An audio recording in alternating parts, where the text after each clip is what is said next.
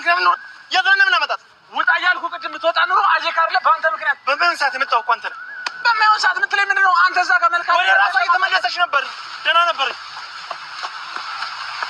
አሚ አለች ጎዳና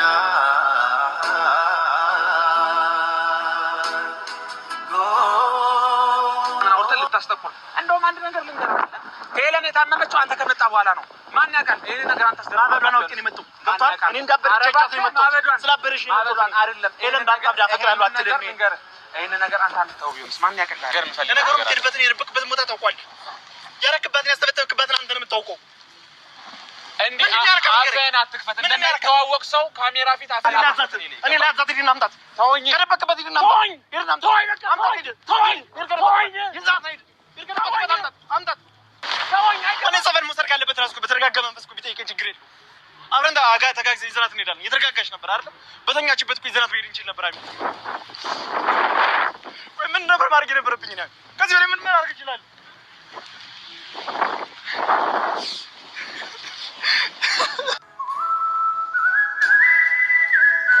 እኔ ቀላል ሰው እንዳልኩ አንተ ነሽ ጀናቱን እንጂ ማለት ነው ካንተ ጋር የፈለከው ነገር ማምጣት ትችላለህ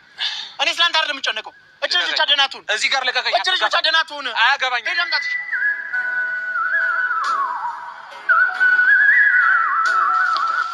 ሄሉ ኧረ ዝናቡም እኮ እየበረታ ነው ሄሉ ምን ውስጥ ነው ቆየ ገባን ሄለን ከኩፍ ባላ እንዴ ወጣሽ ያ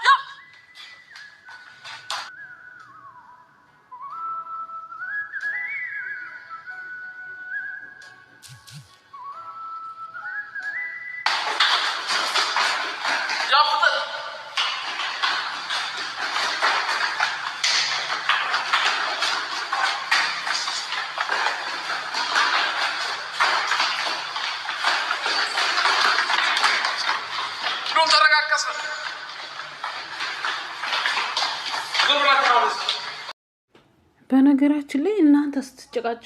እናንተ ስትጨቃጨቁ ይሄን ሁላ ነገር እንትን ያላችሁት እናንተ ምንም ትሁን ምንም ተስማምታችሁ ሰው የምድንበትን ነገር ብትፈልጉ የእናንተ እኮ ጭቅጭቅ በኋላ ይደርሳል እኮ ልጅቷ ስድን ሁለታችሁ ማንኛችሁ እንደምታስፈልጓት ልጅቷ ስድን እሷ ታውቃለች እኮ ሄሉ ራሷ ትናገራለች አሁን እሷን ለማዳን ነበር ጥረታችሁ ወይስ ምንድነው አላማችሁ እኔ በጣም ግራ እያጋቡኝ ነው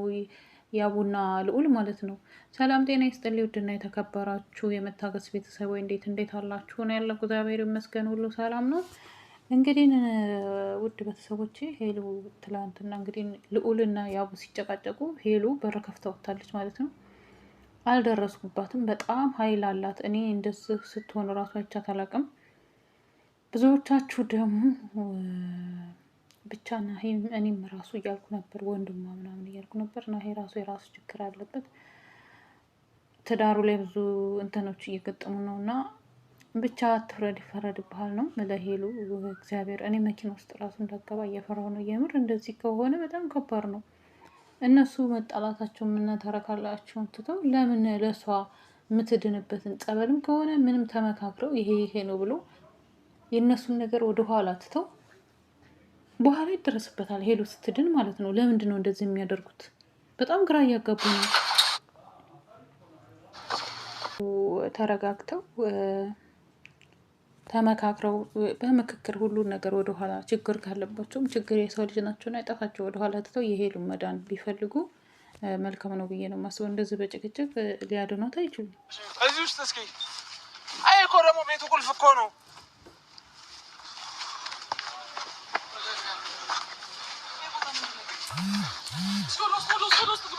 አራሚ እዚህ ውሃ ውስጥ ገብታ እንዳይሆን በእናትህ እስኪ በዚህ ውስጥ አረ እስኪ በሱ ምንም ነገር እኮ የለም ቆይ ሲጀመር ምንድነው የቤት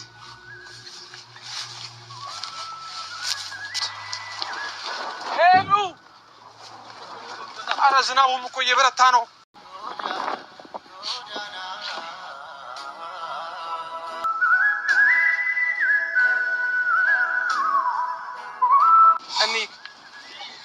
ከጠፋበት ይዛት ነው ጭራሽ ቁጭ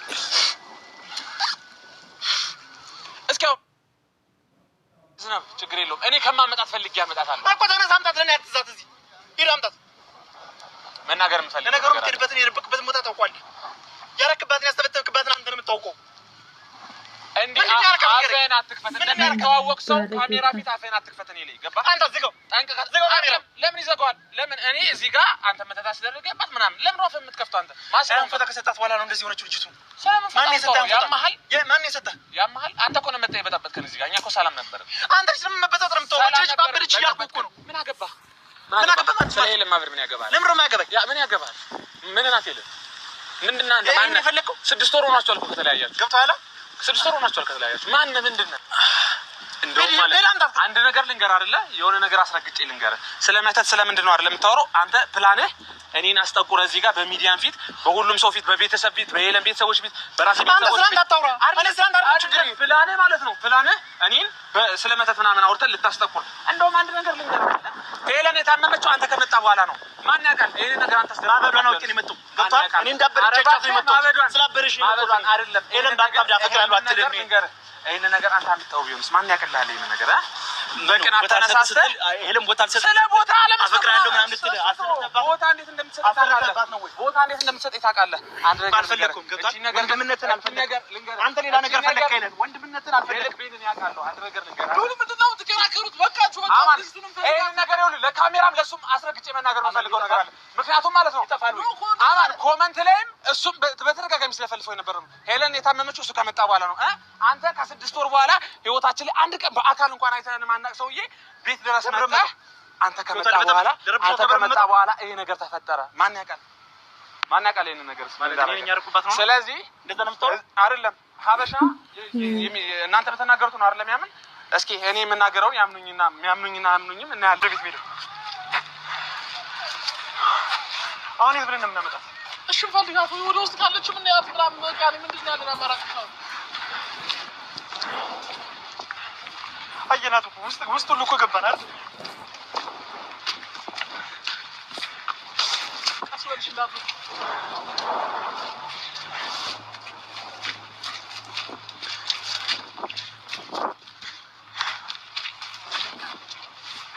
አሪያስ ምንም እናመጣታን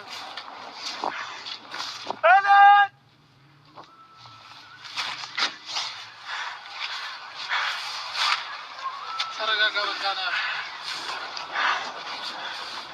ና በቃ ልብስን በጣም ቆሽሿል እኮ በቃ ና እንሂድ ወደ ቤት በቃ መጀመሪያ ተረጋጋ